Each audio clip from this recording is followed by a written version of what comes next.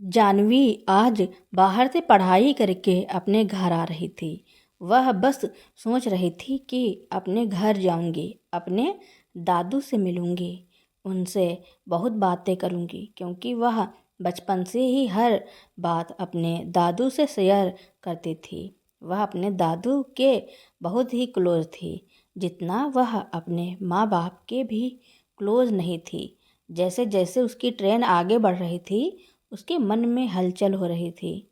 कब वह घर पहुँचे, कब अपने मन की बातें अपने दादू से शेयर करे। घर पहुंचकर वह देखती है कि उसके दादू तो घर में हैं ही नहीं।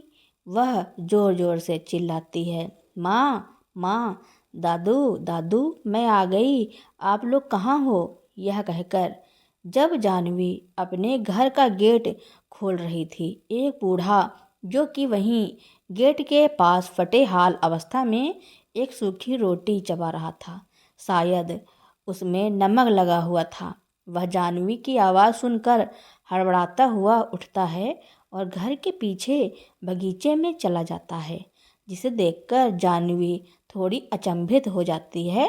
पर वह उस बूढ़े का चेहरा नहीं देख पाती, तो वह अंदर घुसते ही अपनी माँ यामिनी से कहती है, माँ यह बाहर गेट के पास बुजुर्ग कौन थे जो मुझे देखते ही हड़बड़ाकर चले गए। हमारे घर के पीछे, शायद पीछे बगीचे में गए हैं। अरे वह यहीं हमारे पड़ोस में रहते हैं, उनका इस दुनिया में कोई नहीं है, इसलिए मैं ही रोटी दे देती हूँ। वहीं तुम्हें देखकर घबरा गए होंगे, इसलिए चले गए। यामिनी ने कहा, हाँ पर माँ वह बाहर नहीं, हमारे घर के पीछे बगीचे में गए हैं। जानवी ने कहा, अरे बेटा, तू गेट पर खड़ी थी तो वह वहाँ से कैसे जाते, इसलिए हड़बड़ी में बगीचे में चले गए होंगे। सोचा होगा तेरे अंदर आते ही वह चले जाएंगे। तू यह सब छोड़, आते ही क्या पुलिस वालों की तरह सवाल किए जा रही है। सफ़र से आई है, थक गई होगी, जा अपने कमरे में फ्रेश हो जा, मैं तेरे लिए नाश्ता ले आती हूँ। यामिनी ने कहा, हाँ माँ जाती हूँ, पर दादा जी कहाँ हैं, वह नहीं दिख रहे। यह कहकर जानवी दादू दादू कहकर पुकारने लगी, जिससे थोड़ी ही देर में एक बुजुर्ग एक कमरे से बाहर निकलकर आते हैं और कहते हैं, अरे जानवी आ गई क्या दादू। यह बोलकर जानवी दौड़कर अपने दादू देवराज जी के गले लग जाती है। कितने बीमार दिख रहे हैं आप दादू, क्या बिल्कुल ही ध्यान नहीं रखते। माँ आप कुछ कहती नहीं इन्हें। जानवी ने कहा, छोड़ ना बेटा, तू तो जानती है ना, इनको यह किसी की सुनते ही कहाँ हैं। कोई कमज़ोर वमज़ोर नहीं है बेटा, खाना पीना 1 मिनट को इन्हें भूल जाए, पर यह नहीं भूलते खाने को। यामिनी ने जैसे ही ऐसा कहा, जानवी कहती है, यह क्या बोल रही हो माँ आप। अरे मेरा मतलब यह समय के बहुत पक्के हैं, अपना हर काम सही समय पर करते हैं। पर तू बता, तू अभी नाश्ते में क्या खाएगी। यामिनी ने कहा, मैं तो वही खाऊंगी जो दादू का फेवरेट है। क्यों दादू, खाओगे ना छोले भटूरे। जानवी ने कहा, तुझे याद है जानवी। यह कहते हुए देवराज जी की आंखें भर आईं, पर बेटा छोले अभी इनको नहीं पचता, इसलिए तो यह बस फीका ही खाते हैं। इस उम्र में तो यह सब होता ही रहता है। तू अपनी पसंद का पिज़्ज़ा खाना, पिज़्ज़ा मैं तेरे पापा से पहले ही मंगवा कर रखा है। यामिनी ने कहा, माँ यह सब तो मैं हमेशा वहाँ भी खाती हूँ, मुझे तो आज छोले भटूरे ही खाना है और साथ में दादू भी खाएंगे। एक दिन खा लेने से कुछ नहीं होता, और जो भी होगा देखा जाएगा। आखिर डॉक्टर क्यों हैं दादू। चलो आप मेरे साथ, मुझे आपसे ढेर सारी बातें करनी हैं और आपको काफ़ी सारी तस्वीर भी दिखानी है। यह कहकर जानवी देवराज जी को अपने कमरे में ले जाती है।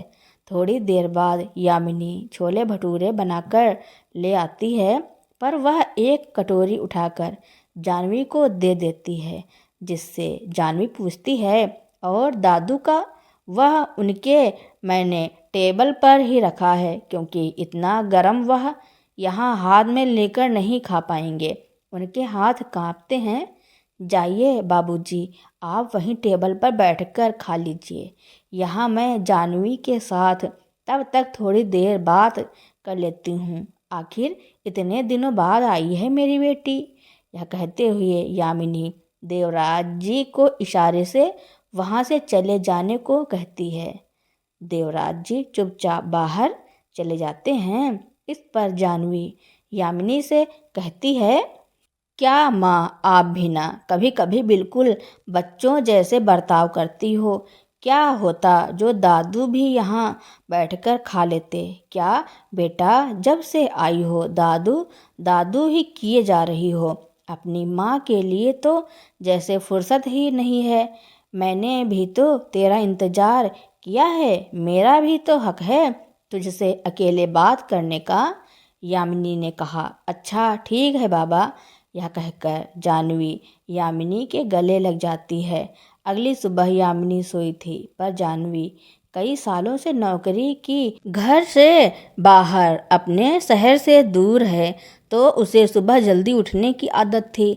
तो वह सुबह उठकर ब्रश करती हुई बाहर आंगन में आई, जहाँ उसकी नज़र फिर उस बूढ़े पर गई। वह कड़ाके की ठंड में बिना शॉल स्वेटर के आंगन में झाड़ू लगा रहा था।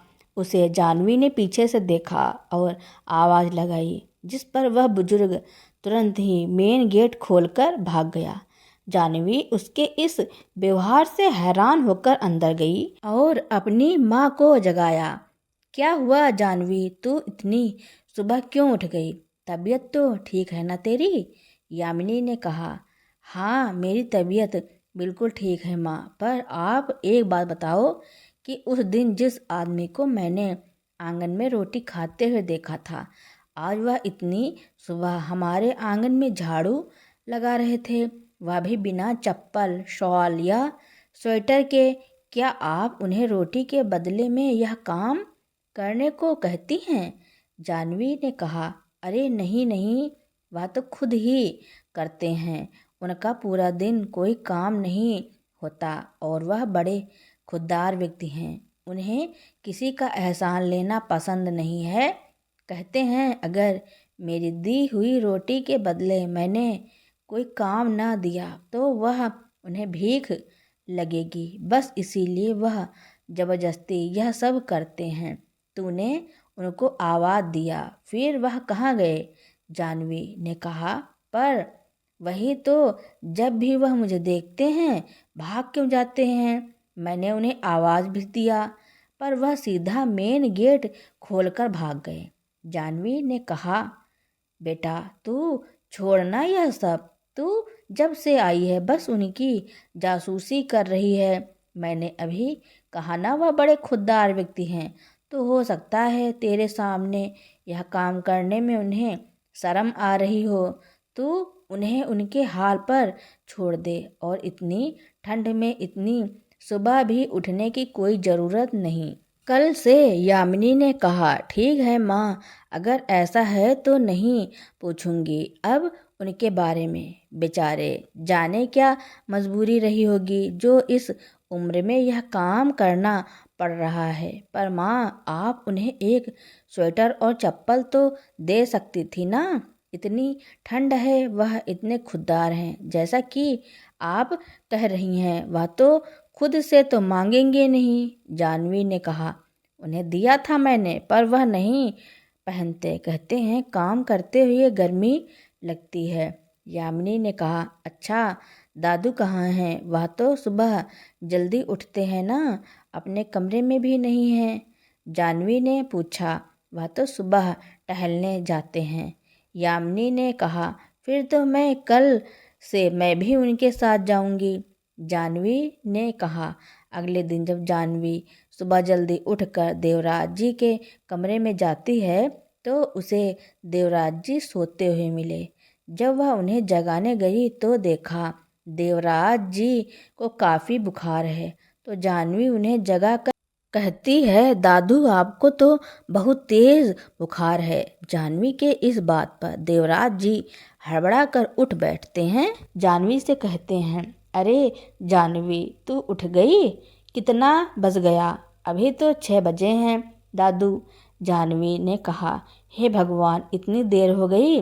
देवराज जी ने कहा, हो गई देर तो हो गई, अब इतनी बुखार में भी टहलने जाएंगे क्या? चुपचाप लेटे रहिए, थोड़ी देर बाद हम डॉक्टर के पास चल रहे हैं। तब तक मैं आपको पानी की पट्टी कर देती हूँ। जाह्नवी ने कहा, अरे नहीं नहीं, यह बुखार यूं ही चला जाएगा। मुझे किसी डॉक्टर की कोई ज़रूरत नहीं है और ना ही पानी की पट्टी की ज़रूरत है। अरे इतनी देर हो गई। आंगन में यह कहते हुए देवराज जी अचानक चुप हो गए। क्या आंगन में? और आप कोई शक्तिमान हो जो इतने बुखार में भी आपको डॉक्टर और दवा की ज़रूरत नहीं? आप चुपचाप लेटे रहिए। यह कहकर जाह्नवी पानी की पट्टी लेकर आती है और देवराज जी के सर पर रखने लगी और उस पानी की पट्टी से देवराज जी सोने लगे। तभी जाह्नवी उनके बालों को सहलाने लगी। उनके बालों में उंगलियां फिरा फिरा कर उसकी नज़र देवराज जी के सिर पर लगे कई टाँकों पर गई। 3-4 जगह पर छोटे छोटे टाँकों के निशान थे। यह देखकर जाह्नवी देवराज जी से पूछती है, दादू, यह आपके सर पर इतने सारे टाके? जाह्नवी के ऐसा कहते ही देवराज जी को मानो अचानक करंट ही लग गया। वह उठ बैठे और कहने लगे, जाह्नवी, तू अब जा, मेरा बुखार उतर गया। और हाँ, मुझे बुखार है, यह बात भी किसी को मत बताना। पर दादू, आप कहाँ जा रहे हैं ऐसी हालत में? आप चुपचाप इस कमरे में लेटे रहिए, वरना मैं यहाँ से कहीं नहीं जाने वाली। और आपको बुखार है, इसमें छुपाने वाली बात क्या है? जाह्नवी ने कहा, जाह्नवी, तू चाहती है ना मैं इस कमरे में रहूं? ठीक है, पर तू अभी जा अपने कमरे में, मुझे थोड़ा आराम करना है। जा यहाँ से। देवराज जी ने यह बात बड़ी बेरुखी के साथ जाह्नवी से कही। जाह्नवी भी अपने दादू के अचानक ऐसे व्यवहार को समझ नहीं पाती और वहाँ से जाने लगती है। तभी देवराज जी उससे कहते हैं, और सुन, अब कृपा करके 1 घंटे तक मुझे परेशान मत करना। जाह्नवी वहाँ से चली तो जाती है, पर वह बड़ी हैरान हो जाती है और सोचती है, पता नहीं यह दादू को अचानक हो क्या गया। लगता है बुखार में ऐसा बर्ताव कर रहे हैं। ठीक है, मैं अब 1 घंटे बाद ही उनकी तबीयत देखने जाऊंगी और जब तक भी उनका बुखार नहीं उतरा तो ले जाऊंगी ज़बरदस्ती इनको डॉक्टर के पास। जाह्नवी फिर अपने कमरे में बैठकर अपना मोबाइल देखने लग जाती है। थोड़ी देर बाद जब जाह्नवी उठती है तो जाह्नवी उनसे कहती है, माँ, आप अभी उठी? हाँ बेटा, यामिनी ने कहा। फिर रसोई में बर्तन कौन धो रहा था? कब से बर्तन धोने की आवाज़ आ रही थी, मुझे लगा आप हैं, जाह्नवी ने कहा। यह कहने के बाद जाह्नवी दौड़कर रसोई में जाती है तो देखती है सारे बर्तन धुले रखे हैं, पर वहाँ कोई नहीं है। पीछे से यामिनी आती है और कहती है, बेटा, बर्तन तो मैं रात में ही धो लेती हूँ, यह तुझे कहाँ से आवाज़ आई? अच्छा ठीक है माँ, यह सब छोड़ो। आपको पता है दादू को काफ़ी तेज़ बुखार है, पर वह ना तो डॉक्टर के पास जाना चाह रहे हैं और ना ही मुझे ही उनके पास आने दे रहे हैं। पापा, आप जाकर कहिए दादू से, आपकी बात वह नहीं टालेंगे। जाह्नवी अपने पापा सौरभ से कहती है, तू भी ना बेकार में ही परेशान हो रही है। बेटा, तेरे दादू ऐसे ही हैं, और जो उन्हें ज़बरदस्ती डॉक्टर के पास ले भी गया तो वह बच्चों की तरह नाटक करेंगे, ना दवा ही लेंगे और ना ही किसी की बात मानेंगे। सौरभ ने कहा, पर हम उन्हें ऐसे तो नहीं छोड़ सकते ना, रुकिए मैं आती हूँ। यह कहकर जानवी देवराज जी को तैयार कर बाहर ले आती है और फिर वह उन्हें डॉक्टर के पास ले जाती है। सौरभ भी उनके साथ जाता है। घर वापस आने के बाद जानवी देवराज जी से कहती है, कल से अभी कुछ दिनों तक आप सुबह उठकर टहलने नहीं जाएंगे। आप अपने कमरे से भी बाहर नहीं आएंगे। आपको सारी ज़रूरतों का ध्यान मैं रखूंगी। और जो आपने मेरी कोई भी बात काटी तो याद है ना? मेरी कसम तूने इन्हें ऐसी कौन सी कसम दी है बेटा जो यह तेरी हर बात माने जा रहे हैं? यामिनी ने कहा, अगर यह मेरे दादू हैं तो मैं भी इनकी ही पोती हूँ। मैंने इनसे कहा जो यह मेरी बात ना माने मैं यहाँ से चली जाऊंगी। और पता है इस बात से यह इतना डर जाएंगे मैंने कभी नहीं सोचा था, जानवी ने कहा। अगली सुबह जानवी रोज के समय से काफ़ी जल्दी जग गई। उसे जोर की प्यास लगी थी तो पानी लेते वक्त उसने सोचा, जरा दादू को देख लूं कि कैसे हैं। पानी लेने से पहले ही वह देवराज जी के कमरे में गई, पर वह वहाँ देवराज जी को न देखकर हैरान हो गई। तभी उसे रसोई से आवाज़ आई तो वह दौड़कर रसोई में गई तो देखा उसके दादू रात के जूठे बर्तन धो रहे हैं। वह चुपचाप वहीं छिप गई और देवराज जी आगे क्या करते हैं देखने के लिए वहीं दरवाजे के ओट पर खड़ी हो गई। बर्तन धोने के बाद देवराज जी आंगन में झाड़ू लगाने गए। वह बिल्कुल उस बूढ़े की तरह झाड़ू लगा रहे थे तो जानवी को समझते देर न लगी। यह बूढ़ा उसे हमेशा देखकर भाग क्यों जाता था? जानवी चुपचाप दबे पांव अपने दादू के सामने जाकर खड़ी हो गई। उसे देखते ही देवराज जी एकदम से सहम गए और उनके हाथ से झाड़ू छूट गया। वह रोते रोते अपना हाथ जोड़कर कहते हैं, जानवी तूने मुझे काम करते देख लिया। यह बात अपने माँ पापा को मत बताना। पर दादू अभी 5 बज रहे हैं, आपकी तबीयत भी खराब है। इस समय ऐसी ठंड में काम करने का क्या मतलब? जानवी ने कहा, मतलब तो मुझे भी नहीं पता लाडो। बुढ़ापा बड़ी खराब बीमारी है। ऐसे में आपके अपने आप को छोड़ देते हैं। ऊपर से शरीर भी बस किसी तरह मौत आ जाए यही दिन रात दुआ करते हैं। देवराज जी ने कहा, मतलब माँ पापा आपके साथ ऐसा व्यवहार कर रहे हैं? जानवी ने कहा, चुप हो जा लाडो, वरना मेरे लिए मुसीबत और बढ़ जाएगी। अब तो और चोट खाने की भी जगह नहीं बची है। तू जा अपने कमरे में और सो जा और किसी को कुछ मत बताना। देवराज जी ने कहा, दादू अगर आप चाहते हैं मैं किसी को कुछ ना बताऊं तो आप अभी मेरे साथ मेरे कमरे में चलिए और मुझे पूरी बात बताइए। आपने ऐसा सोच भी कैसे लिया कि आपकी इस हालत को देखकर भी मैं आराम से सो सकूंगी? जानवी ने कहा। उसके बाद देवराज जी जानवी को कमरे में जाते हैं और फिर जानवी कहती है, अभी पापा माँ के उठने में काफ़ी समय है तो अब आप आराम से पूरी बात बताइए। जानवी, जब तक तेरी दादी जिंदा थी मेरा हर काम वही करते थे, पर जैसे ही वह स्वर्ग सिधारी मैं अंदर से बिल्कुल टूट चुका था।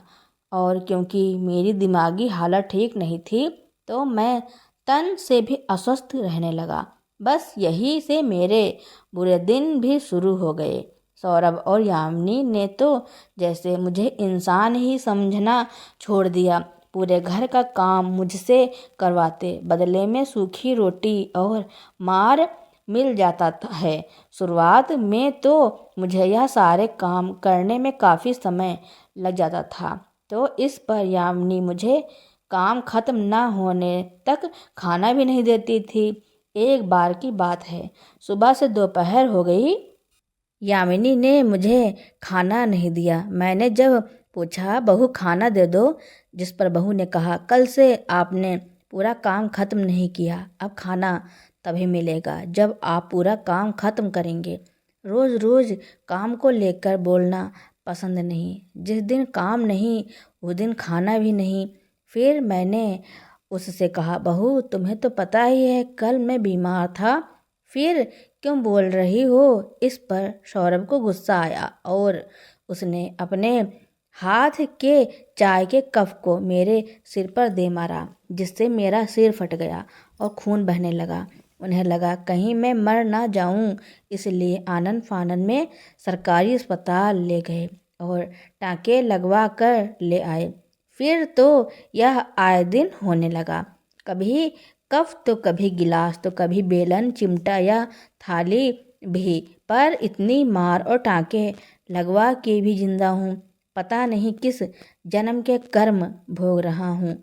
लाडो, अभी जब से तू आई है मुझे साफ साफ कह दिया गया है कि तेरे सामने कोई काम ना करूं, और जो तुझे कुछ भी पता चला ना जाने अब क्या फूट जाएगा मेरे सर पर। तूने जब मुझे बुखार में सुबह उठने से मना कर दिया तो यामिनी ने कहा कि 3 बजे तू नहीं उठेगी, इसलिए सुबह के सारे काम मुझे 3 बजे उठ कर ही कर लेना है और फिर वापस जाकर सोने का नाटक करना है। पर शायद भगवान को कुछ और ही मंजूर था।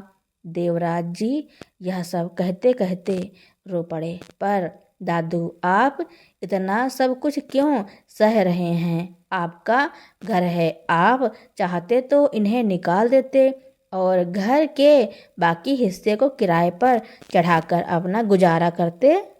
जानवी ने कहा, जानवी, यह घर मेरे नाम था, पर तेरे पापा ने दादी के मरने के बाद यह उनका कोई बीमा का कागज है कहकर धोखे से हस्ताक्षर करवा लिए, जो कि इस घर के कागजात हैं।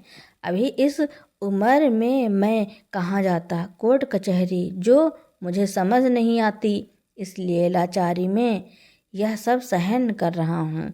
और अब मेरी जिंदगी के दिन ही कितने बचे हैं, वह भी ऐसे ही गुजर जाएंगे। देवराज जी ने कहा, दादू, आपकी जिंदगी के जितने भी दिन बचे हैं, पर उसे ही अच्छे से बिताने पर अधिकार सबका है। बच्चों के एक चोट पर माता पिता कैसे बिलख जाते हैं, और वही बच्चे बुढ़ापे में अपने माता पिता को ऐसे चोट पहुंचा रहे हैं। दादू, आपके बेटे ने जो किया आपके सासू समेत उनकी बेटी उन्हें वापस करेगी। अब आप बस मेरे कहे मुताबिक चलेंगे और अभी चुपचाप मेरे कमरे में सो जाइए कंबल ओढ़ के। जब तक मैं ना कहूँ आप मेरे कमरे से बाहर मत निकलना, जानवी ने कहा। पर लाडो, झाड़ू बाकी है, अभी जो बहू ने देखा कपड़े भी नहीं धुले, काम पूरा नहीं हुआ। देवराज जी ने अपनी बात पूरी खत्म भी नहीं की कि उससे पहले जानवी कहती है, आप बस जितना मैंने कहा है वह कीजिए, बाकी मुझ पर छोड़ दीजिए। उसके बाद यामिनी उठकर देखती है, सिर्फ बर्तन धुले हैं, ना ही कपड़े धुले हैं और ना ही झाड़ू लगी है। वह दौड़कर देवराज जी के कमरे में जाती है, जहाँ जानवी कंबल ओढ़े सोई थी। यामिनी गुस्से में उसके ऊपर पानी डालकर कहती है, कहा था ना 3 बजे उठकर सारा काम खत्म कर लेना, लो अभी सोए हो, बुखार था ना। अब जब आपका बेटा आपके बुखार को दर्द में बदल देगा तब ऐसी गलती कभी नहीं करेंगे। उठिए, सुना नहीं क्या? फिर यामिनी जैसे ही कंबल खींचती है तो उसके होश उड़ जाते हैं और फिर जानवी यामिनी से कहती है, क्या हुआ माँ? पापा को भी बुला लो ताकि दादू के बुखार को वह दर्द में कैसे बदलते हैं मैं भी तो देखूं। छी माँ, आप लोग से बात करने में घिन आ रही है मुझे। पीछे से सौरभ बोलता हुआ आता है, अरे यामिनी, अब क्या कर दिया इस बुढ़े ने? इतना शोर क्यों मचा रही हो सुबह सुबह? फिर जब वह भी अंदर आता है, जानवी को देवराज जी की जगह पर देखकर खामोश हो जाता है। आइए पापा, यहाँ जिस बुढ़े को ढूंढने आप आए हैं वह तो नहीं है, पर मेरा बुढ़ा पिता जरूर है। अब से मैं भी आपको बुढ़ा ही बुलाऊंगी। और हाँ, बहुत सता लिया उस बेचारे बुढ़े को, वह अब मेरे साथ रहेंगे। अब आप लोगों के ना तो कोई पिता है और ना ही कोई बेटी, और मुझे कॉल करने की भी कोशिश मत करना। पापा, आपके हाथ एक बार को भी नहीं कांपे? अपने ही पिता का सिर फोड़ने से पहले मुझे सब पता चल गया है, और इसलिए मैंने तय किया है कि अब अपने दादू को साथ ले जाऊंगी। रहिए आप लोग इस घर में अकेले। ओ सॉरी, वह सब तो तब होगा जब आप लोग को जेल से बेल मिलेगी, क्योंकि आप लोगों को ऐसे ही छोड़ दिया तो फिर हर कोई अपने माता पिता को ऐसे ही टॉर्चर करेगा। तभी पुलिस वहाँ आ जाती है और जानवी से कहती है, सर, यह दोनों मेरे दादू को रोज़ मारते पीटते थे। यह रहा आज का वीडियो, जहाँ यह मुझे दादू समझकर उन पर ठंडा पानी डाल रहे थे, और उन्होंने धोखे से यह घर भी दादू से छीन लिया। उसका भी मुकदमा चलाना है मुझे। यामिनी ने अपने माता पिता को 2-2 साल की सज़ा दिलवाई और बोली, दादाजी, अब आप आराम से रह सकते हैं, पर इस उम्र में अकेले आप कैसे रहेंगे? इसलिए आप मेरे साथ चलिए, वहाँ आप मेरे साथ रहना। नहीं बेटा, जब यह बूढ़ी हड्डियाँ इतना मार सह सकती हैं, झाड़ू पोछा कर सकता है, तो वह अकेले भी रह सकता है। मुझे अपनी आज़ादी महसूस करने दे। अब से मैं चैन और सुकून से रहूँगा, और जो मन करेगा सो खाऊंगा। दादाजी एकदम बच्चे जैसी हरकतें करने लगे, जिसे देखकर जानवी की आंखों में आंसू आ गए। जानवी ने अपने दादा जी के लिए एक सहायिका रख दी, ताकि वह 24 घंटे दादाजी के साथ रहे और उन्हें किसी भी प्रकार की असुविधा महसूस न हो। यहाँ तक कि हफ्ते में 2 बार जानवी उनसे मिलकर जाती। माता पिता जेल से छूटकर दोबारा अपने पिता से माफ़ी मांगने पहुँचे, तो पिता ने उन्हें माफ़ नहीं किया और धक्के मारकर घर से बाहर निकाल दिया। यह कहकर कि आज से मेरा बेटा और बहू मेरे लिए मर चुका है, दोनों वहाँ से सर झुकाए चले गए और दर दर की ठोकरें खाते रहे। उधर दादाजी अपने घर में अब आराम से रह रहे हैं। जानवी अपने माँ और पिताजी को उनके कर्मों की सज़ा दिला चुकी थी। जानवी भी अपने माँ और बाप के साथ नहीं रहती थी, क्योंकि वह उनसे नफरत करती थी। जो बेटे बहू अपने पिता के साथ ऐसा बर्ताव कर रहे थे, वह माँ और बाप कहलाने के लायक नहीं थे। इसका एहसास दिलाना बहुत ज़रूरी था। इसी कारण जानवी उनके साथ बुरा बर्ताव कर रही थी। धीरे धीरे जानवी के माता और पिता जी को अपनी गलती का एहसास हुआ। वह कई बार अपने पिताजी से माफ़ी मांगने आए, लेकिन उन्होंने दोनों को माफ़ नहीं किया। तो दोस्तों, देवराज जी ने अपने बेटे और बहू के साथ जो किया, उसके बारे में आपका क्या कहना है, और यह कहानी आपको कैसी लगी कमेंट में ज़रूर लिखना। मेरी कहानी सुनने के लिए आपका बहुत बहुत धन्यवाद।